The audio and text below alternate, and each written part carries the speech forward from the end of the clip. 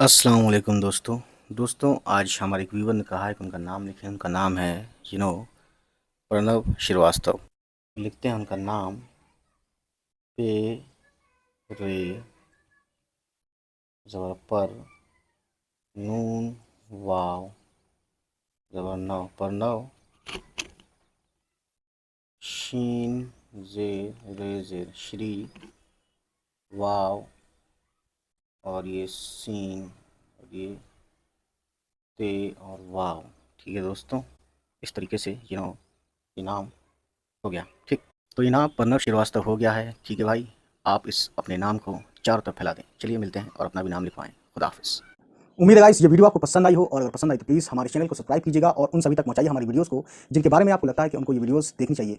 चलिए फिर मिलते हैं आपसे, हमारी होगी नेक्स्ट किसी वीडियो के साथ मुलाकात। तब तक खुश रहें, आबाद रहें, बाय बाय, टेक केयर।